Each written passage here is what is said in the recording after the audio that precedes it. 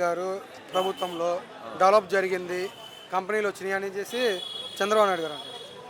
చంద్రబాబు గారి హయాంలో రాజధాని ఒకటి రన్నింగ్ అవుతుంది కానీ డెవలప్మెంట్ అనేది ఏమి లేదు.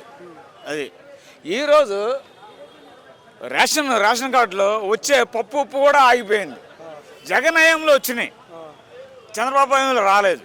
అది కానీ మేమే డెవలప్ చేసాం, మేమే ప్రజల్లో కొనుగోలు శక్తి కూడా పెరిగింది. పండగలు కానీ ఏ పండగ వచ్చినా కూడా బ్రహ్మాండంగా ఒకప్పుడు క్రిస్మస్ తోప సంక్రాంతికి అని వచ్చే రేషన్ కార్డు అన్నీ ఈరోజు అవి ఏమి లేవు. వచ్చే కందిపప్పు కూడా ఆపేశారు. మరి బాధగా అవునా కదా? అది మీకు ఎవరుంటే బాగుంటుంది? చంద్రబాబు నాయుడు గారు ముఖ్యమంత్రి ఉంటే, జగన్మోహన్ రెడ్డి ఒకటి చెప్పనా, జగన్మోహన్ రెడ్డి చేసినా చెందిన నెంబర్ 1గా పరిపాలించాడు. ఈయన వచ్చి ఏదో చేస్తాడు అనుకున్నాం కానీ ఏమి లేదు. మమ్మల్ని ఏదో ఆదుకుంటాడు అనుకున్నాం కానీ ఏమి లేదు, ఉపయోగం లేదు. కానీ మరి ఇల్లే 15 సంవత్సరాలు కలిసి ఉంటామని పవన్ కళ్యాణ్ గారు అంటున్నారు కదా.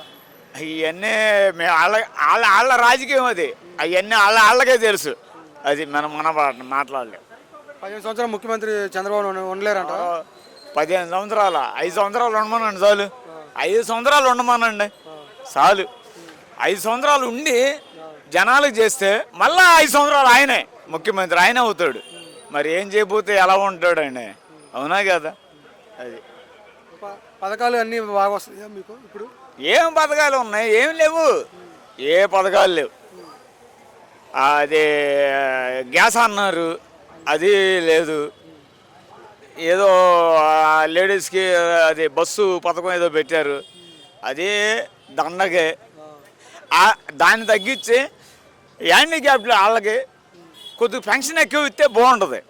అంతేగాని ఇదెందుకు ఉపయోగం లేనిది? అవునా కదా? హ్యాండిక్యాప్లు ఉన్నారు, వాళ్ళకి పెడితే అరే నీకు 4,000 వస్తా, ఇంకొక 5,000 చాలు. అది వాళ్ళు సంతోషంగా తింటారు.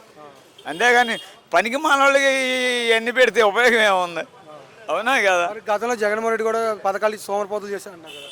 గతంలో జగన్మోహన్ రెడ్డి గారు చేశాడు, బోర్డు పథకాలు పెట్టాడు.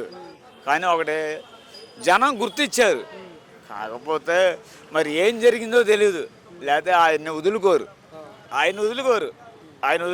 అది మటుకి గ్యారంటీ చెప్తున్నా.